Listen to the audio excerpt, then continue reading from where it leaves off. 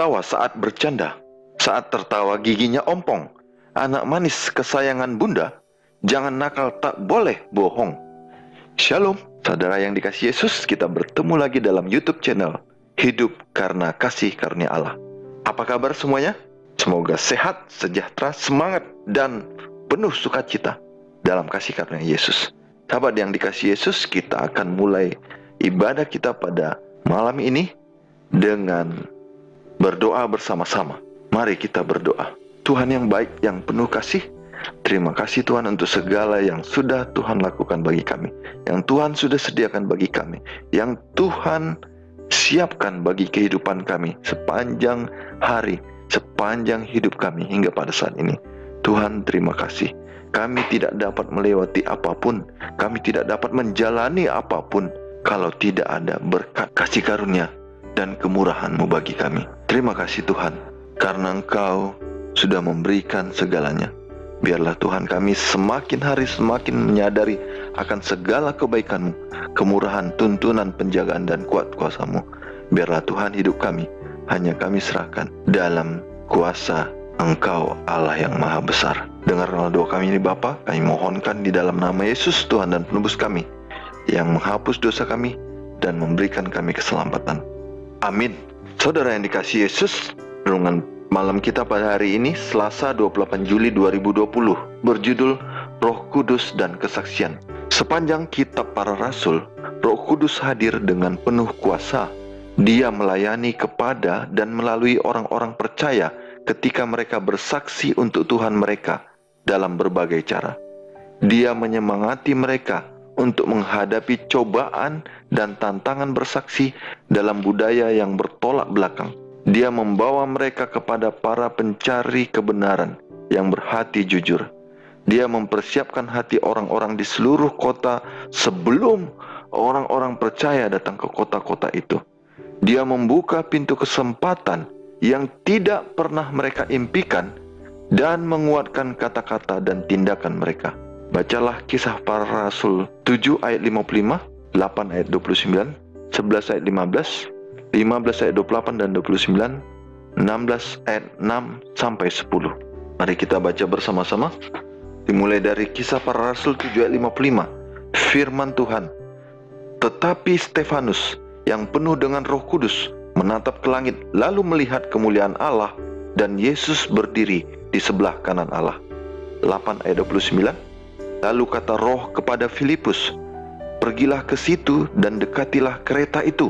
11 ayat 15. Dan ketika aku mulai berbicara, turunlah Roh Kudus ke atas mereka, sama seperti dahulu ke atas kita. 15 ayat 28 sampai 29. Sebab adalah keputusan Roh Kudus dan keputusan kami, supaya kepada kamu jangan ditanggungan lebih banyak beban daripada yang perlu ini.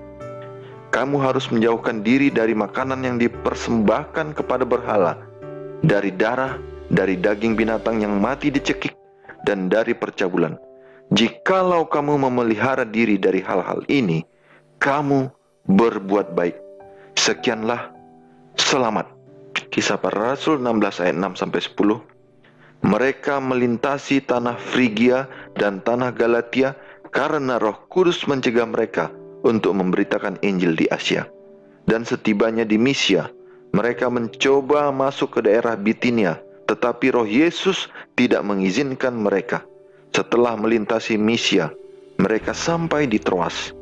Pada malam harinya, tampaklah oleh Paulus suatu penglihatan. Ada seorang Makedonia berdiri di situ dan berseru kepadanya, katanya, menyeberanglah kemari dan tolonglah kami. Setelah Paulus melihat penglihatan itu, segeralah kami mencari kesempatan untuk berangkat ke Makedonia, karena dari penglihatan itu kami menarik kesimpulan bahwa Allah telah memanggil kami untuk memberitakan Injil kepada orang-orang di sana. Sahabat dalam Yesus, dari ayat-ayat di atas, bagaimanakah Roh Kudus melayani murid-murid yang bersaksi dalam setiap pengalaman yang tercantum dalam ayat-ayat Alkitab ini? Dengan kata lain, apa sajakah beberapa hal yang dilakukan Roh Kudus dalam situasi ini? Sahabat dalam Yesus, pelayanan Roh Kudus yang bervariasi pada abad pertama benar-benar menakjubkan. Pengalaman di atas hanyalah satu contoh dari apa yang dilakukannya. Dia menguatkan Stefanus untuk bersaksi bagi Tuhannya di hadapan massa yang kejam dan secara tidak terkendali melempari dia dengan batu sampai mati. Dia secara ajaib menuntun Filipus kepada seorang Ethiopia yang berpengaruh dan mencari kebenaran untuk membuka benua Afrika bagi pekabaran Injil. Dia memberi Petrus tanda konfirmasi ketika orang-orang percaya yang bukan Yahudi juga menerima karunia Roh Kudus. Dia membawa gereja bersama dalam satu persatuan ketika sangat mudah mereka terpecah sehubungan masalah sunat. Dan dia membuka seluruh benua Eropa untuk memberitakan Injil melalui Rasul Paulus. Roh Kudus aktif di gereja Perjanjian Baru dan aktif dalam kehidupan gereja saat ini. Dia rindu untuk memberi kuasa kepada kita, menguatkan kita, mengajar kita, membimbing kita, menyatukan kita, dan mengutus kita pada misi paling penting di dunia, yang memimpin pria dan wanita kepada Yesus dan kebenarannya. Poin yang harus kita ingat adalah bahwa dia masih aktif dan bekerja hari ini, sama seperti yang dilakukannya pada zaman Rasul Paulus, sama seperti yang dilakukannya pada zaman para rasul dan gereja mula-mula.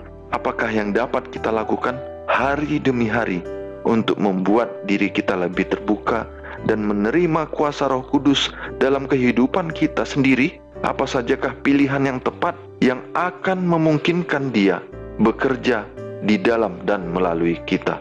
Saudaraku, memang untuk menjadi umat yang sesuai dengan kehendak Tuhan, hidup dalam kemurahan Tuhan, memuliakan Tuhan, dan mengasihi Tuhan bukanlah suatu hal yang mudah. Karena apa? Karena roh memang penurut, tetapi daging lemah. Namun, bila kita benar-benar mempunyai pemikiran komitmen yang jelas kepada Tuhan Allah kita, maka kebenaran, kasih, dan tuntunannya akan semakin nyata dalam kehidupan kita. Apa yang membuat kita ragu bahwa Roh Kudus akan menuntun kita? Mungkin kita punya pemikiran bahwa dalam kehidupan ini semua terjadi atas rencana manusia, atas pemikiran, kehendak, dan kerjasama yang baik antara sesama manusia. Tetapi mari kita pikirkan baik-baik, mari kita renungkan dengan baik dan benar, bagaimana ketika kita menghadapi suatu kondisi yang rumit, suatu kondisi yang menakutkan, suatu kondisi yang mendesak. Ketika itu kita harus membuat pilihan yang tepat. Kita mendengar tuntunan, pemikiran, arahan bagi diri kita untuk melakukan sesuatu yang tepat sesuai dengan kebutuhan waktu itu, dan kita melakukannya.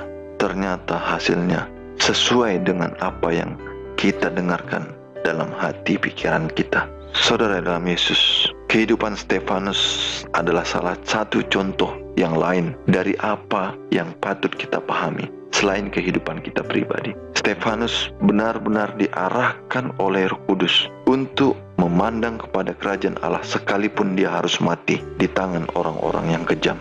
Yang berikutnya, Filipus benar-benar dibawa oleh Roh Kudus Allah untuk mempertobatkan seorang sida-sida pemimpin atau menteri di kerajaan Ethiopia. Ini bukan satu hal yang tiba-tiba tanpa campur tangan siapapun. Ini terjadi karena Tuhan, karena Roh Kudus bekerja bagi mereka. Bila kita sampai saat ini masih menyangkal betapa Roh Kudus bekerja dalam hidup kita, mari doakanlah keberadaannya. Mintalah Roh Kudus bekerja dalam hidup kita. Saksikanlah betapa Roh Kudus akan menuntun kita untuk membawa kebaikan bagi kita, bagi keluarga yang kita kasihi, orang-orang di sekitar kita. Dan biarlah semuanya menjadi kesaksian yang indah, ajaib, dan mulia di hadapan Tuhan. Biarlah kita memilih untuk bertahan mendapatkan tuntunan Roh Kudus, menjalaninya dengan benar, dengan rendah hati, dengan penuh kasih, sabar, dan memuliakan nama Tuhan. Inilah doa dan harapan kita. Mari kita sama-sama berdoa. Terima kasih Tuhan untuk segala yang Tuhan sudah ajarkan dalam hidup kami. Atas Campur tangan-Mu Roh Kudus dalam kehidupan kami. Walaupun dari antara kami masih ada yang merasakan bahwa segala sesuatu terjadi dengan kuat kuasa kami saja, atau orang-orang yang di sekitar kami, tanpa kuasa Tuhan, tanpa tuntunan Roh Kudus. Biarlah Tuhan mulai hari ini kami buka hati, jiwa, roh, dan pikiran kami untuk menerima tuntunan-Mu, untuk memberi hati kami, menyerahkan segala hasrat jiwa kami, tubuh kami, untuk bekerja dalam tuntunan-Mu saja Roh Kudus, sehingga kami merasakan betapa luar biasanya, agung, dan tidak terkira segala sesuatu yang Tuhan lakukan dalam hidup kami. Dan banyak jiwa yang dibawa dekat padamu Tuhan, bertobat dan menjadi anak-anak yang mengasihi Engkau. Terima kasih Bapa atas segalanya. Termulialah Engkau dimanapun kami berada. Di dalam nama-Nama Yesus Kristus, Tuhan Raja dan Penebus kami, kami berdoa dan mengucap syukur selalu. Amin. Demikianlah renungan malam kita saat ini, saudaraku yang dikasihi Yesus. Biarlah kita dibawa semakin dekat pada kemurahan hati Tuhan. Jangan lupa klik tombol like, subscribe, dan tanda lonceng supaya update video yang kami buat bisa Anda dengarkan dan saksikan sesegera mungkin. Tuhan memberkati. Sampai jumpa. Istirahat sejenak di pelabuhan. Membuka tas ternyata kosong. Anak terpuji disayang Tuhan. Berkata jujur, tak pernah bohong. Sampai jumpa. Horas.